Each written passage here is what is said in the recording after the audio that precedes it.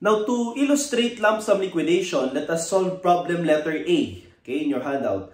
The statement of financial position of Triple J partnership just before liquidation is as follows. So you have assets, okay, cash 50,000, other assets 140,000, loan dash Jude is 10,000. So as you can see, the loan amount of 10,000 is presented in the asset portion of the partnership. Ibig sabihin, yan ay receivable ng partnership mula kay Jude. So the effect of this loan will be a deduction, okay, from the capital of Jude. Okay? Now, liabilities, 70,000. Loan dash John on the liability portion of the partnership, it shows that the partnership has to pay, okay, John the amount of 20,000 because the partnership incurred loan from John. Anong effect nito? Ang effect naman nito, class, ay plus sa kanyang total interest. Okay? Now, John capital, 30,000. Joseph capital, 50,000. Jude capital, 30,000. Okay? For a total of 110,000 capital. Partners John and Joseph are personally insolvent. The percentage in parentheses are their profit and loss ratio. So, P&L, 50% for John, 30% for Joseph, and 20% for Jude. Okay? So, take note, class, na kapag insolvent yung partner, okay, at may capital deficiency yung insolvent partner, okay, kailangan na i-absorb, okay, ng mga solvent partners, okay, or kahit na insolvent, basta positive pa rin yung kanyang, okay, total interest, mag-a-absorb siya, makikishare siya sa absorption. Okay, now, if in case na solvent naman, no, yung partner na may capital deficiency, then ang gagawin lang, class, ay kailangan niyang mag-invest, di ba? Kasi kung ikaw naman yung partner, hindi ka naman papayag, class, na mag-a-absorb ng capital deficiency ng mas mayaman sa'yo na partner, di ba? So, let your partner, okay, invest additional capital. Okay? So, ngayon, let us first compute for the amount of cash available for distribution for situation number 1. If non-cash assets are sold for 150,000 and all liabilities are paid. So, we have here the beginning cash, okay, BC, amounting to 50,000. Okay? And then proceeds, magkano ba yung napagbentahan? Sabi sa situation number 1, 150,000. Okay? Minus liabilities. Liabilities of 70,000. Okay, 70 yung liability natin. And liquidation expense of 5,000. So minus LEX. No? Tawagin na lang natin tong LEX. Liquidation expense, 5,000. So we have here cash available for distribution. So wala po tayong cash withheld dito kasi nga lump sum liquidation tayo. Okay? Cash available for distribution is equivalent to 125,000. So ito ang paghahati-hatian ng mga partners. Okay? We have here partners John, Joseph, and Jude. Okay? So kanilang capital, again, sa problem, nandiyan naman, 30,000 for John, okay? 50,000 for Joseph, and Jude has 30,000 capital. So, plus minus loans. So, nakadepende, no? Nasaan ba yung loans nakapresent? Okay? Sa problem, yung loan ni Jude nasa asset portion ng partnership. So, the effect now is minus. Okay? So, magbabawas tayo dito ng 10,000 kay Jude. Okay? While for John, nasa liability portion ng partnership, so may utang si partnership kay John. So ang gagawin ng partnership, babayaran niya si John. So that's additional capital or interest kay John. So this is plus 20,000. Okay? So pag in-add natin ito, the TI or total interest of John is equivalent to 50,000. Okay? Joseph, still 50,000. While Jude has a total interest of 20,000. So, dito muna tayo, class. Okay? Mag-focus. Yung computation ng total interest at cash available for distribution. Okay? So, ngayon, class, Yung tanong ay, how much cash should John, Joseph, and Jude receive? Okay? So, I will introduce to you this format or method, no? Quick notes natin ito, which is tinatawag nating adjustment method. Okay? So, all you have to do, class, ay ganito. Yung total interest, ibabangga mo lang yan, class, dun sa cash available for distribution. Okay? So, burahin ko muna to, class, na na-compute naman na natin ng cash available for distribution is 125. Now, i-adjust natin to, class, ha? So, we have here John, Joseph, and Jude. Total interest. So, magsimula na tayo sa total interest this time. Okay? John, Joseph, and Jude. So, we have 50,000. Yan. 50,000. Okay? And 20,000. For a total of 120,000. So, this total interest, class, okay, ang gawin mo lang, ibangga mo lang, no, doon sa cash available for distribution. So, our acronym, class, quick notes, TAC. Okay, TAC.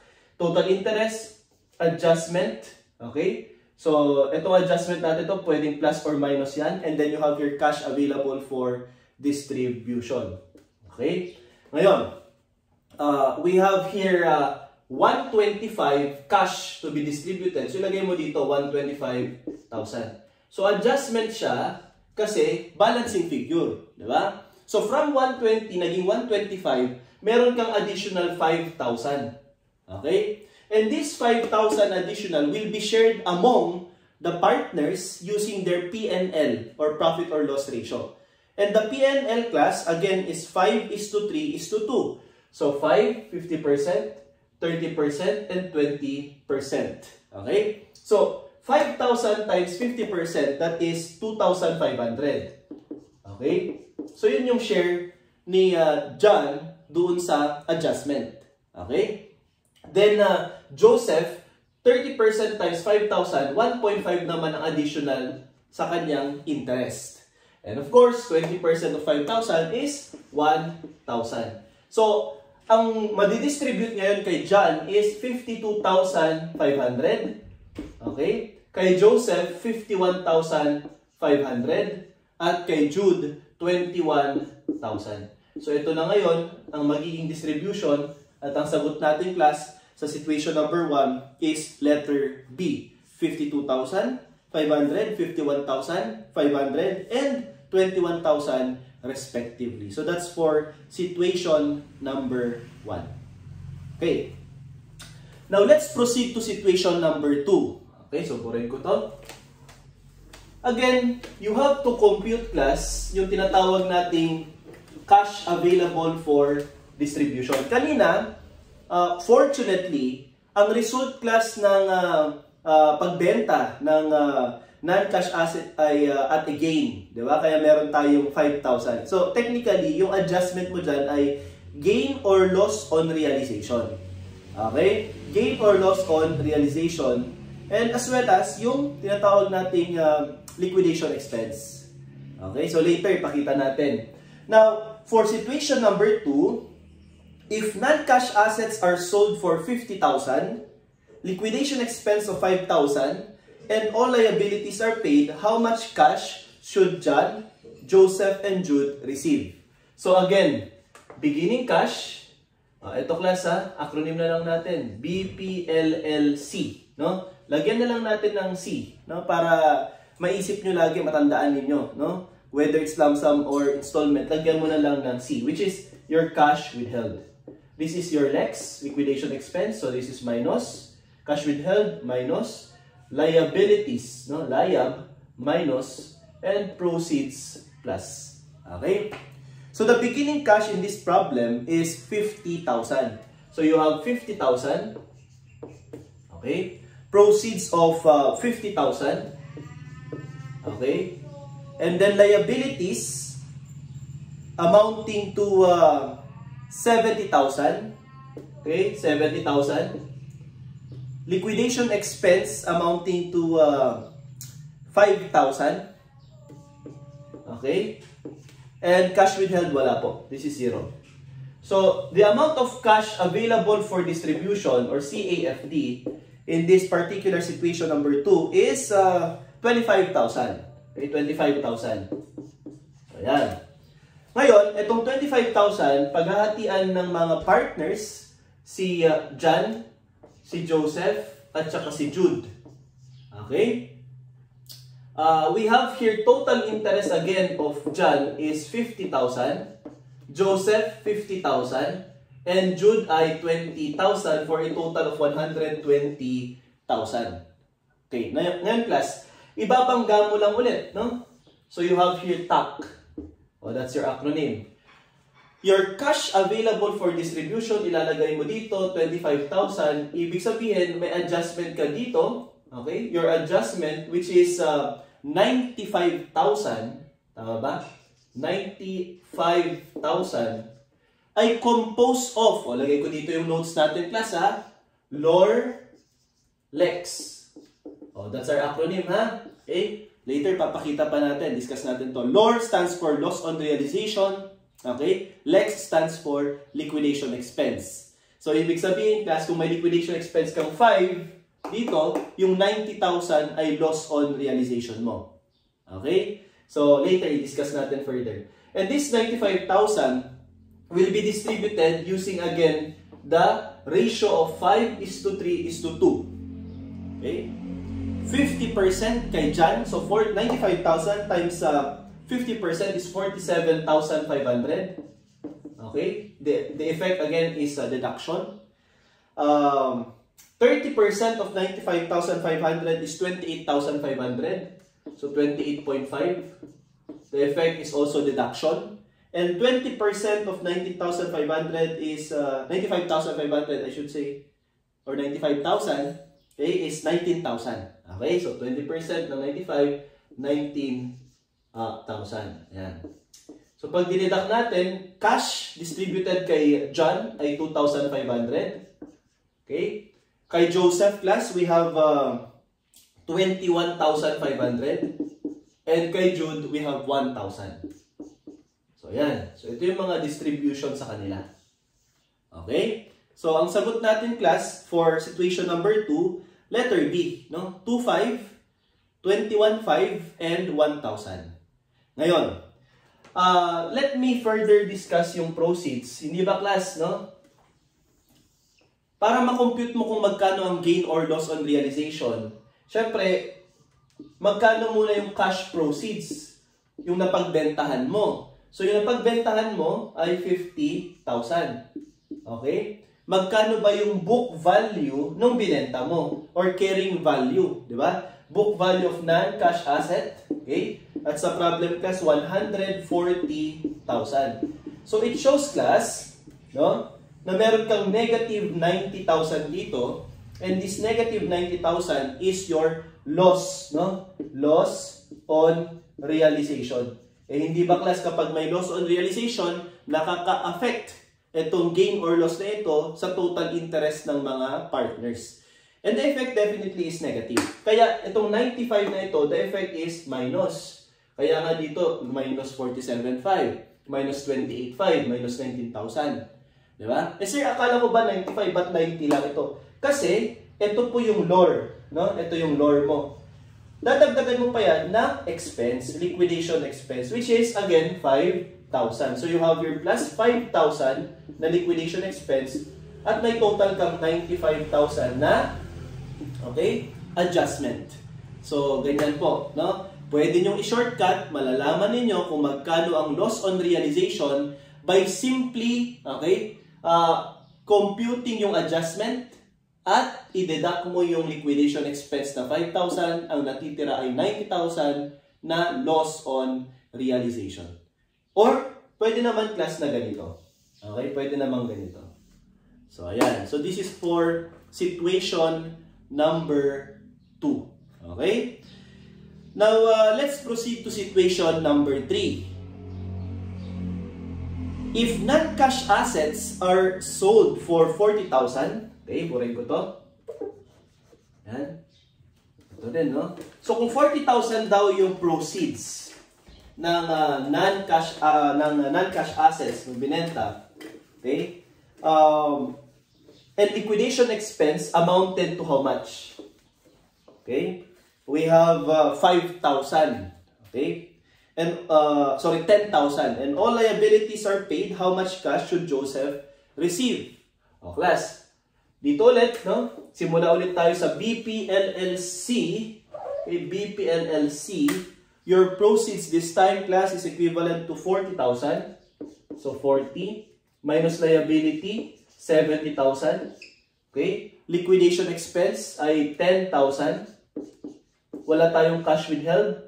So our cash available for distribution in this situation number 3 is equivalent to 10,000.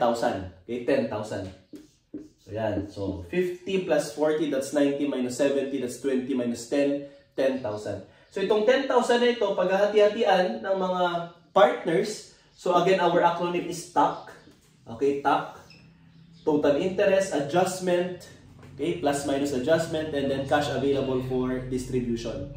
Our cash available for distribution is equivalent to, okay, 10,000. Okay? So ngayon, we have here 110,000 as our adjustment. 110,000 times 0.5, 55,000. Okay, ang shares adjustment ni John. Okay, sa account ni John.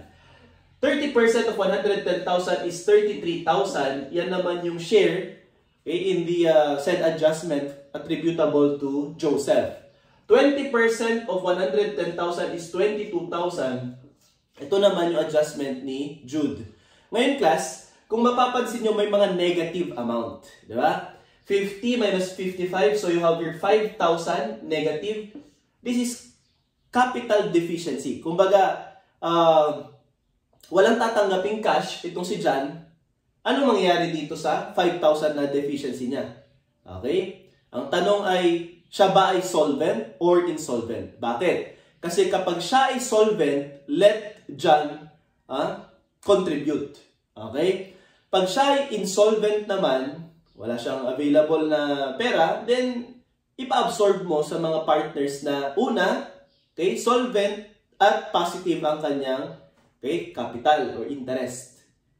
Pangalawa, kahit na insolvent siya, pero positive pa rin ang kanyang interest, mag-a-absorb din siya, makikitulong din siya sa absorption. Kagaya dito sa problem.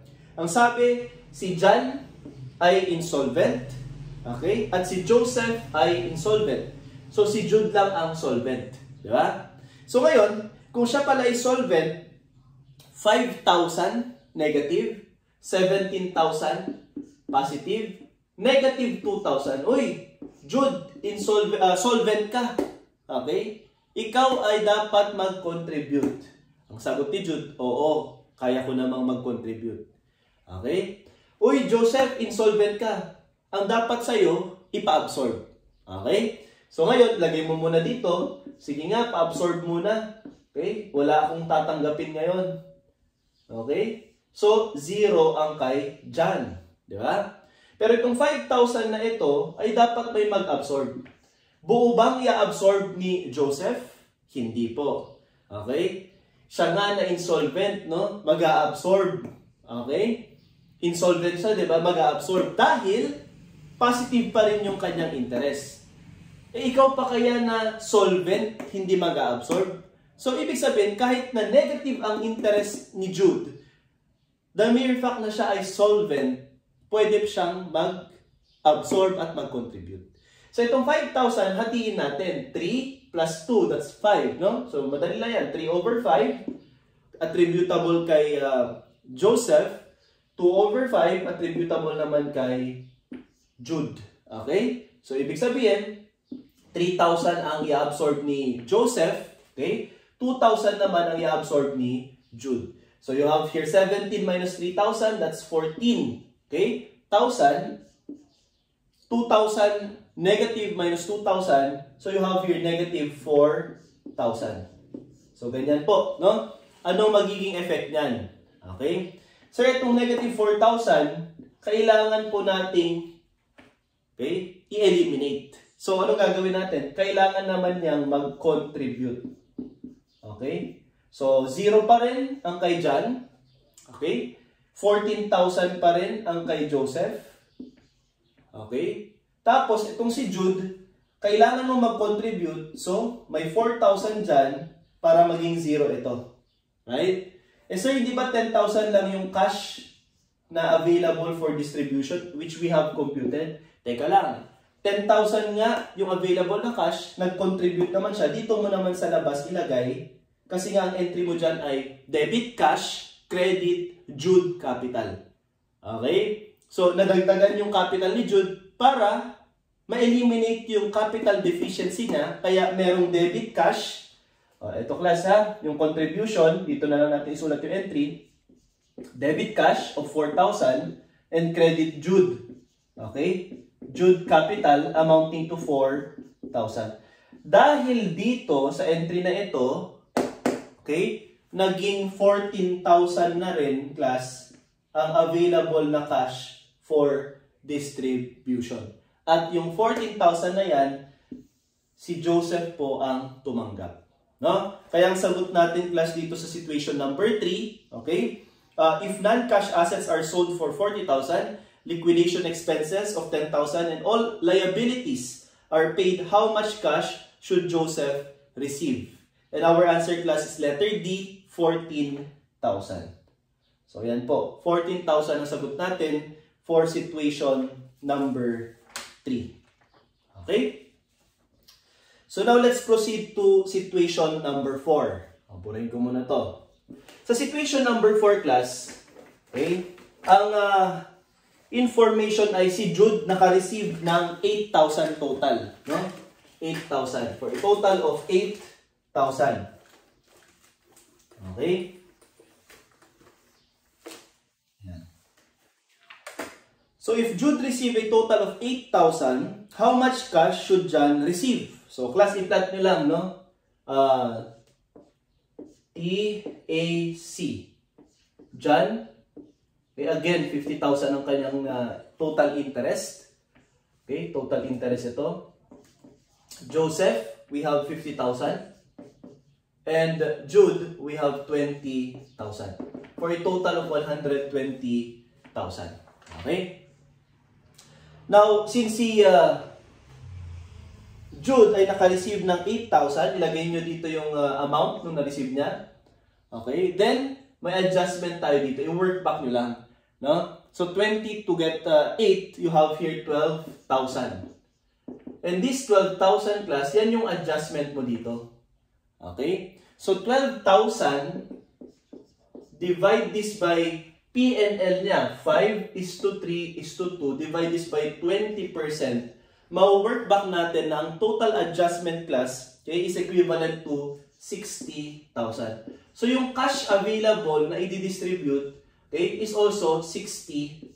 120 minus 60 is equivalent to 60,000. Okay? And this 60,000 class ay i-distribute mo, no? Using the P&L 5:3:2. So 60,000 times 0.5, this is 30,000. 60,000 times 0.3, this is 18,000. So meron ka ditong adjustment, minus. So 20,000 plus ang i-distribute mong cash kay John for situation number 4. So ang sagot natin for number 1, letter B, 20,000. Okay? Now, dito naman, kay Joseph, in case na natanungin, we have here 32,000. Okay, so for question number 1, ito yung sagot natin. Okay? For question number 2, how much is the amount of gain or loss on realization of other asset? Okay? Class, take note, ang quick notes natin kanina, yung adjustment na ito, okay, ay composed of LOR, okay, loss on realization, and LEX, liquidation expense. Di ba? So, ang tanong ay, meron ka bang liquidation expense sa problem? Wala po. So, this is 0. So, it follows class na 60,000 ang iyong loss on realization. So, ang sagot dapat natin class ay letter C, 60,000. Pero kung gusto mo naman class na i-work back, walang problema. So, again, Okay? B, P, L, L, C. Okay? So dito na lang, no? Tanggalin natin yung cash withheld mo na lang natin na nilalagay dati o kanina. So cash available for distribution as computed is 60,000. Okay? 60,000. Lagay mo dito 60. Okay? Liquidation expense, wala po. Walang lex. Liability, kahit hindi sinabing binayaran, mag-deduct ka, 70,000. Okay? Beginning cash, 50,000. O, nasa problem naman yan. So, ma-work back natin ang proceeds kung magkano siya nabenta. 60 plus 70, work back. 130 minus 50, that's 80,000. No? 80,000. So, kung proceeds ito, tapos i-deduct mo dito yung book value non-cash asset which is 140,000, it shows plus na nalugi ka, no? May loss on realization ka na 60,000. So 80 minus 140, you have 60,000. Okay, so that is for situation number 4, question number 2. Okay? Now, let us proceed to situation number 5. Okay, burahin ko muna to.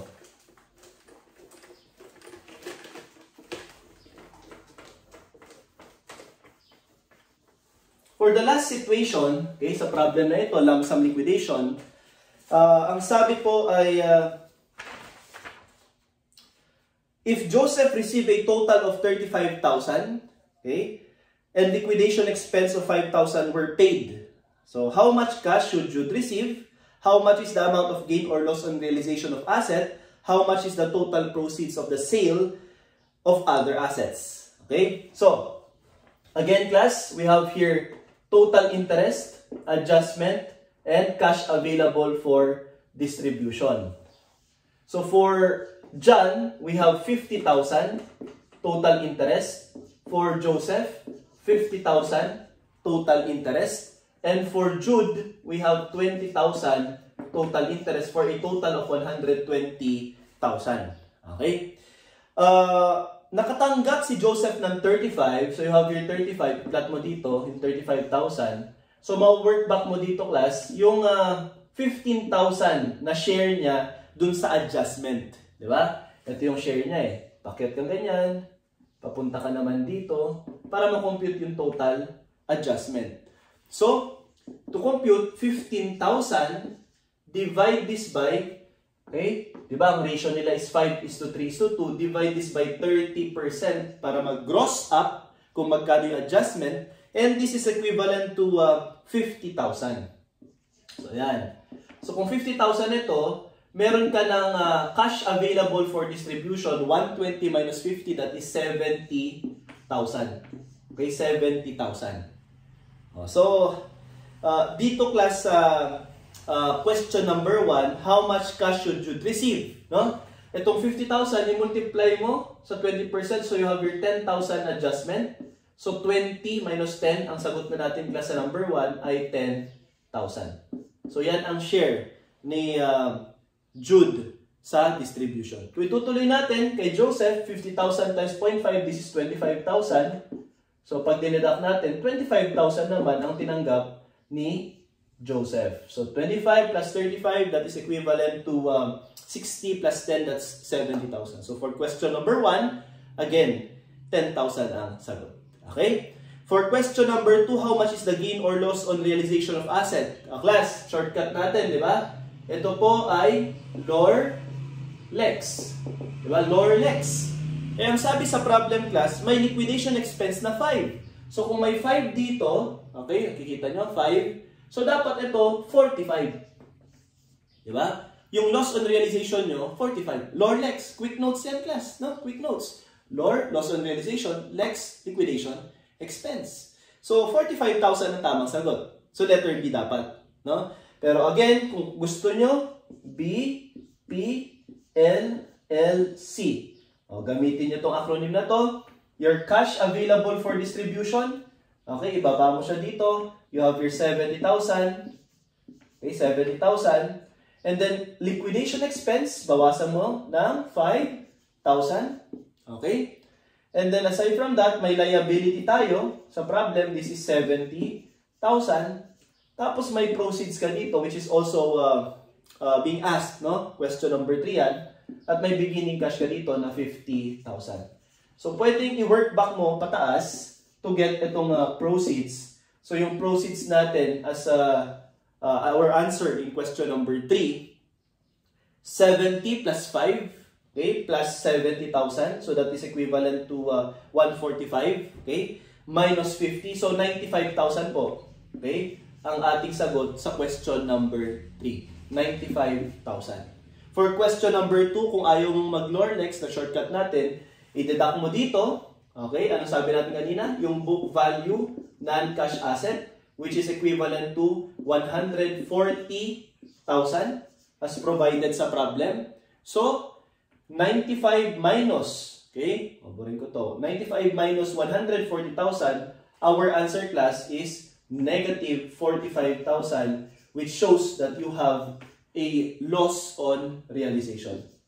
Loss on realization. So, ganyan class. It's up to you kung gusto mo itong pa-work back or yung Lorlex.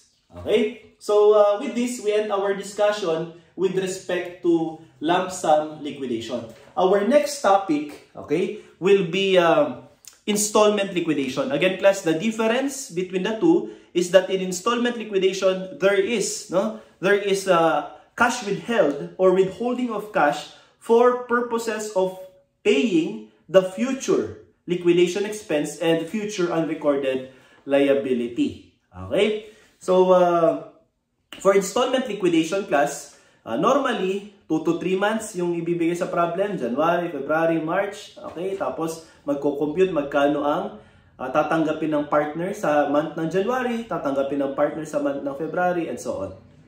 Okay? And we will be discussing, okay, sa next problem, yung methods, no? We have 2 methods, pero dadagdagan ko ng shortcut. Okay? So, yung 2 methods na yon, alam nyo na yan, the so-called cash priority program and schedule of safe payment. At dagdagan natin ng shortcut, which is the adjustment method.